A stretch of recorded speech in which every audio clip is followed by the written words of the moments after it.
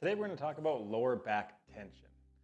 Now, perhaps if you do have this lower back tension, it might mean it's a good thing that you're talking about this right now. If you let low back tension go on for too long, it could turn into low back pain.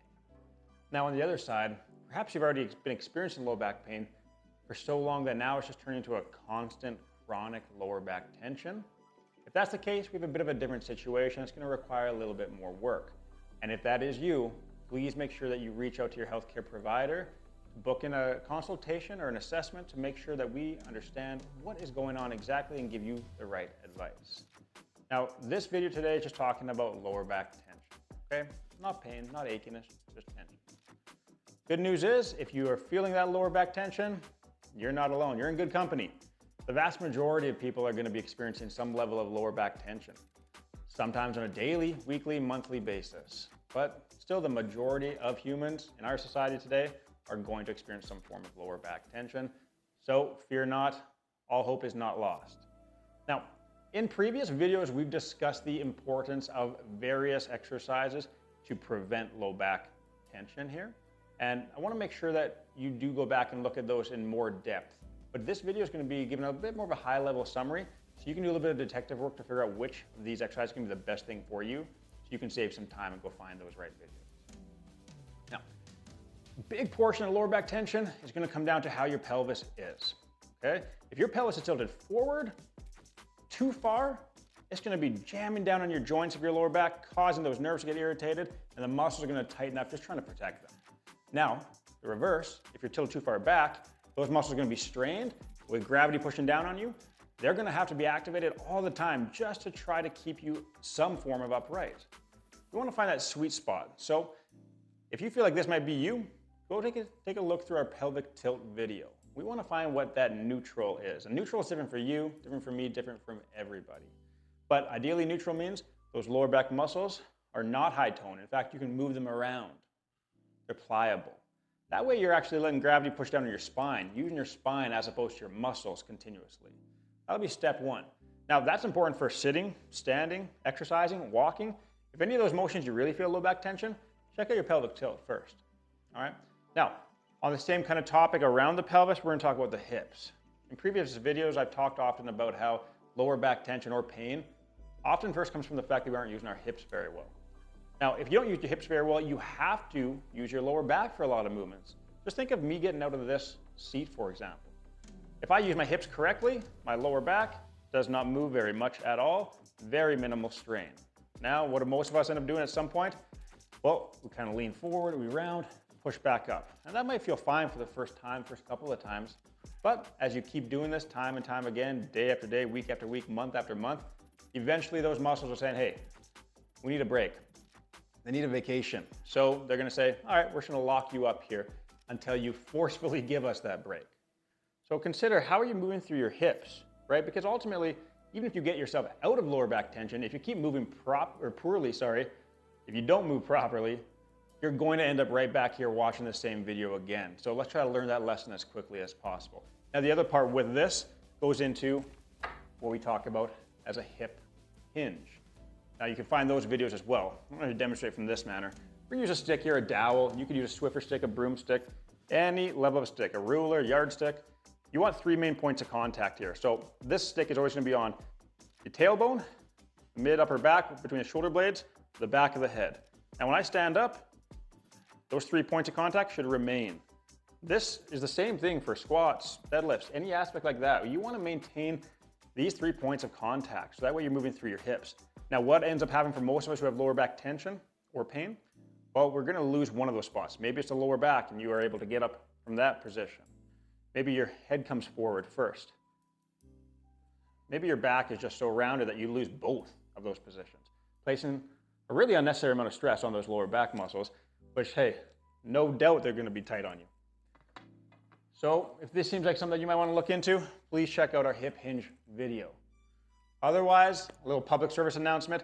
When you're feeling that low back tension, something that people are commonly doing is going to their trusty foam roller, thinking, hey, I'm doing myself a great favor by rolling my lower back. It feels good, I get some pops and clicks, just like you do, right?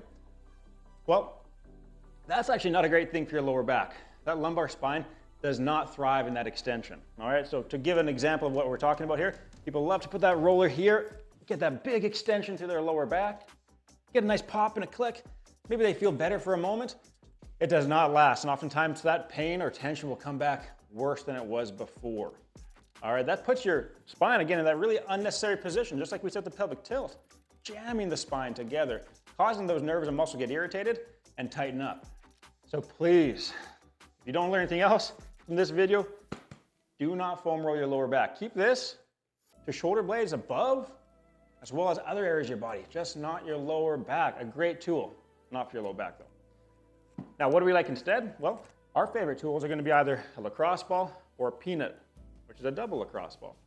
The peanut's the best one, in my opinion, because your spinous process, the kind of sharp parts of your spine can go right into this little cavity, allowing both these balls to be on either side in the paraspinal muscles, which are likely what's tight on you right now. Now this is nice because it also creates symmetry, whereas a lacrosse ball is gonna be obviously on one side, not the other. So I'll demonstrate on this bench. Now you can be doing this on the ground ideally, some firm surface. So just for the sake of this video, I'm gonna demonstrate on the bench. But please realize that your legs are gonna be on the same level here, okay?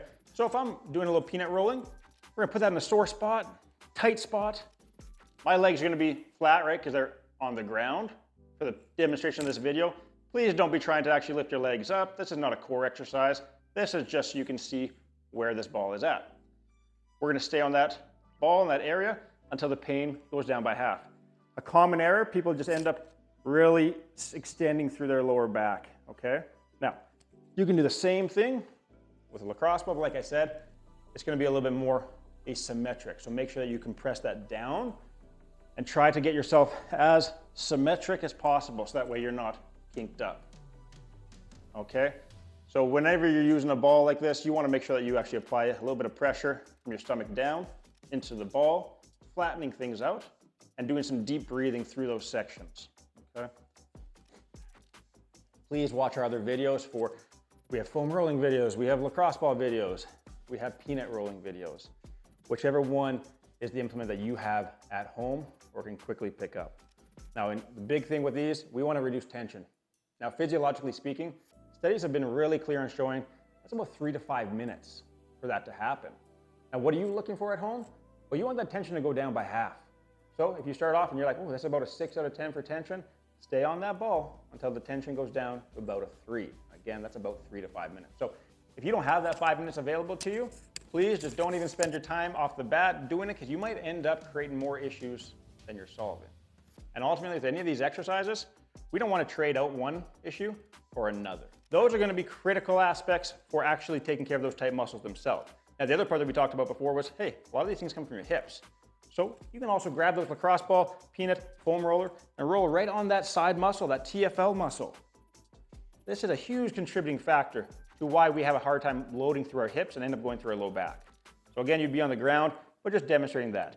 We have other videos that we're gonna link directly in the descriptions below of our TFL hip rolling. All right, that's another fantastic thing. Now, what about some distraction? You know, commonly people ask, how can I get a nice distraction feeling? Because my back just feels so compressed. That's a great question. Now, I'm sitting on a firm surface, so if you find another firm surface, maybe it's gonna be a firm mattress, a couch, it's gonna be your dining room table or some chairs, maybe your kitchen counter. What I'm gonna start to do here, I'm gonna use my arms first, okay? The most simple version of this. This works because I have longer arms. If this doesn't work for you, we'll go on to the next one after this. So I'm gonna make a fist, pushing off the bench with my arms. Now, important with this, the only way you're gonna feel that distraction or spacing of the lower back is if you shut off those core muscles, right? The only muscles that are engaged are gonna be my arm muscles lifting me up. Everything else has to be relaxed. If you think of this like a core strong strengthening exercise, you're not gonna get any decompression. So let that relax, going all through your arms. Okay, now otherwise, maybe that doesn't work for you. Well, you can utilize, maybe you have an island next to your kitchen counter. Maybe you can use those. Maybe you have 2 firm stools or chairs you can utilize. So if you just imagine that, imagine I have another one on my other side here. I'm gonna be lifting up just so that way my knees are slightly off the ground, let my core fully relax.